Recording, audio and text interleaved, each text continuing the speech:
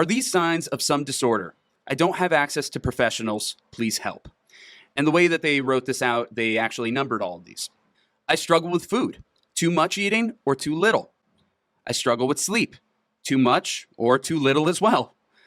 I struggle with basic routines. I have to push myself to do basic tasks. I want to put the efforts in, but I physically cannot. My self-esteem is too low at a point where it hampers my learning.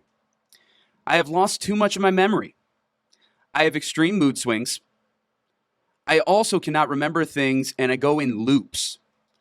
I struggle with self-image. I have tendencies to harm myself. I can't focus. I live on the edge. I also have extreme skin picking habits. I feel very abandoned and I feel as if I lost all my friends. I take stress like the world is going to end. I miss out on details or go too deep on them and don't look at the bigger picture. And the last thing they say, any kind of help, guys, please let me know. Thank you and sorry for the long post. So Andrew, with something like that, what would you say? That person clearly struggles with both depression and anxiety. And I would say it borders on major depression.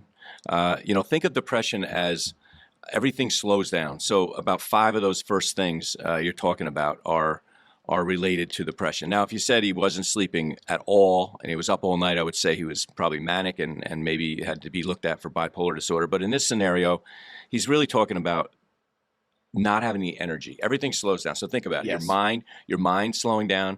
If you're doing really well and you have a couple cups of coffee at 10 a.m., your mind's clicking, you've got a little more energy. That's really great. That's a great spot to be in. This guy seems to be in, he's in a man, woman, they're in we don't know. Like number 3 or 4, a little lower than average, which means that, his brain's not working as quick. He's forgetful. He or she, I don't know, it doesn't say. So Doesn't say. Forgetful, frustrated, not really moving ahead in life, not being motivated to do anything. Eating too much or eating too little, sleeping too much, sleeping too little are 2 of the first things you look at to talk to your doctor because something's going on. I would encourage this person to talk to their medical doctor, explain all these symptoms to them. I would say, and I'm not pushing medication, I'm not a prescriber, but I would say a mild antidepressant medication and maybe a mild anti-anxiety medication would go a long way in helping this individual. But talking to somebody, talking to a therapist, and understanding that it's not out of the norm. You are struggling with something, but coming up with coping strategies to deal with the anxiety. The medication doesn't always help with the anxiety. You personally have gone through it. You need to learn coping strategies. Sometimes you need to, we talked about if I had a broken arm and I couldn't move my arm a certain way for the rest of my life, well, then I'd have to adapt and I'd have to figure that out. If you have anxiety, there's no magic pill that's going to make it go away like that. The way we get over these things is to learn how to live life with it. And learn coping strategies on how to reduce it when it's happening. So the spinning in his head, the laying in bed and thinking too much, all that stuff. He needs to talk to a therapist about how do you address that stuff when it's happening. You got to take your mind off it. I don't want to go in. We can go in for hours about what the person should do. But he should start with it's not a psychiatrist. Start with his medical doctor, explain the symptoms. Maybe start with some mild medication, no side effects. We're not talking about addictive medications.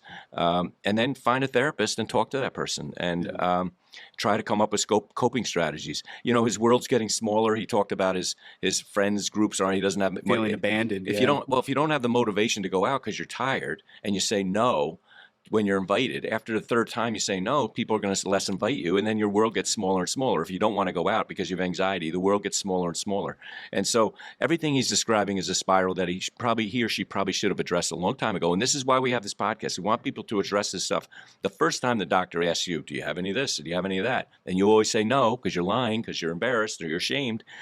We want you to say yes. We don't want you to end up here because that sounds like this poor guy's been suffering and struggling for a long time.